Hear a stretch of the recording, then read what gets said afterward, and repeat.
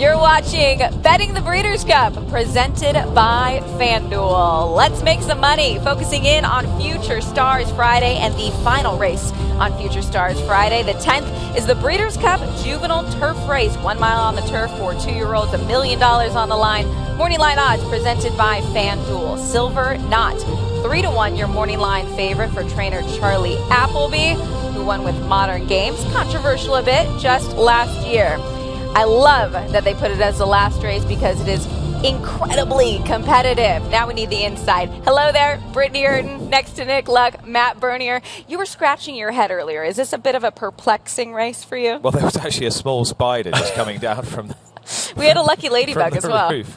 Yeah, just get rid of that.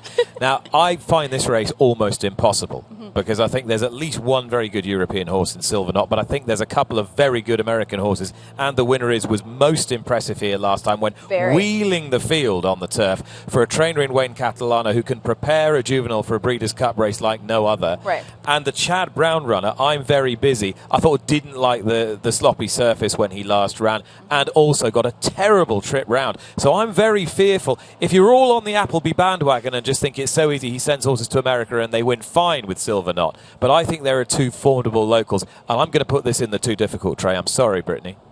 What tray are you putting it in, Matt?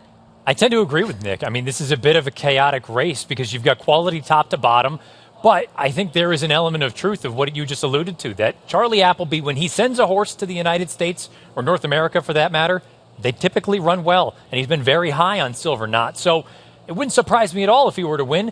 You mentioned the couple of horses coming out of New York. I'm Very Busy, Major Dude. I thought they both ran really well in the Pilgrim, and they both deserve to be considered. And Britt, I know you're a fan of the West Coast runner, Paxa Wallop. I'm curious to see how that form from California translates here.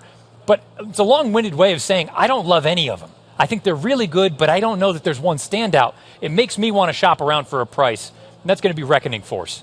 Reckoning Force was the second choice in the Bourbon here at Keeneland just a few weeks ago. He ran behind And the Winner Is.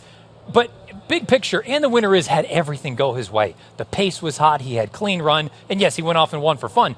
Reckoning Force got out of the gate slowly, got pinched back early, and when he was trying to come with some sort of a run, he was stuck in behind runners. I think the blinkers going on for Brendan Walsh should do world of wonder for this one, and he's going to be every bit of 20, I think closer to 30-1 when all is said and done. So I respect Silver Knot. I respect everyone else in this race.